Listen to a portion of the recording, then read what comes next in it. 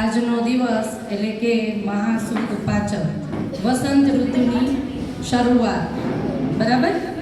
તો આજે માં સરસ્વતીનો જન્મદિવસ છે, તો આપણે શ્લોકથી તેની સ્તુતિ કરીએ.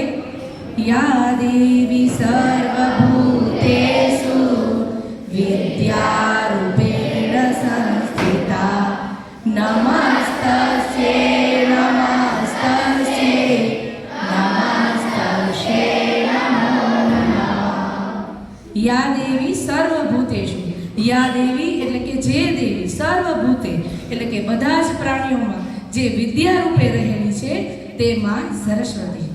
તો આપણને પ્રશ્ન થાય કે માં સરસ્વતીની ઉત્પત્તિ, એનો જન્મ ક્યારે થયો?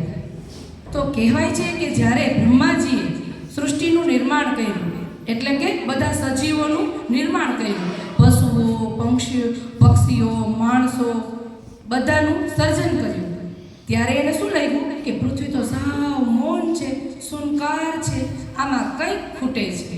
એટલે એ વિષ્ણુ પાસે જાય છે કે હે વિષ્ણુજી, કંઈક એવું કરો કે આ પૃથ્વી જીવંત લાગે. આ પૃથ્વીમાં તો ચારે તરફ સુનકાર વ્યાપેલો છે, કંઈક એવું કરો. એટલે બ્રહ્માજી એટલે વિષ્ણુજી કહે છે કે આ તો માં દુર્ગા જ કરી શકે. એટલે એ માં દુર્ગા પાસે જાય છે અને માં દુર્ગાને વિનંતી કરે છે કે હે માં દુર્ગા, કંઈક એવું કરો કે આ જીવ સૃષ્ટિ છે એ જીવંત લાગે. ત્યારે માં દુર્ગા પોતાના જ રૂપમાંથી બીજું રૂપ પ્રગટ કરે છે. શ્વેત વર્ણી, સફેદ કમળ પર બિરાજમાન, હાથમાં કમંડલ એવી માં સરસ્વતીનો જન્મ કરે છે.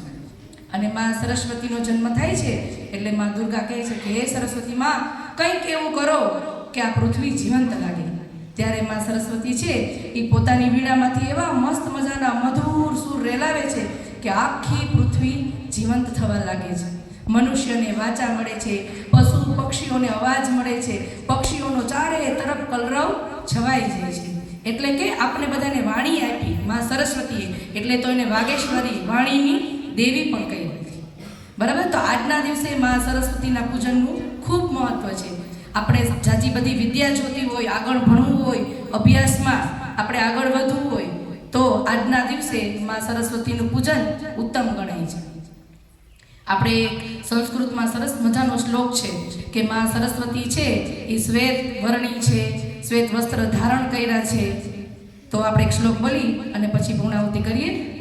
યા કુંદે તુષાર હાર ધવલા યા સુબ્રસ્ત્રામૃતા યા વીણા વરદંડ મંડિતકરા યા શ્વેત પદ્માસના.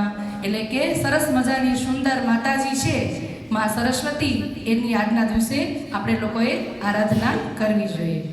તો આજે સરસ મજાની સરસ્વતી વંદના લઈને આપણી 8મા ધોરણની ગુજરાતી મીડિયમની બાળાઓ, ઇંગ્લિશ મીડિયમની બાળાઓ સરસ મજાનું એક સરસ્વતી વંદનાનું નૃત્ય લઈને આવે છે. તો આપણે જોરદાર એકવાર તાળીઓથી તેને વધાવીએ.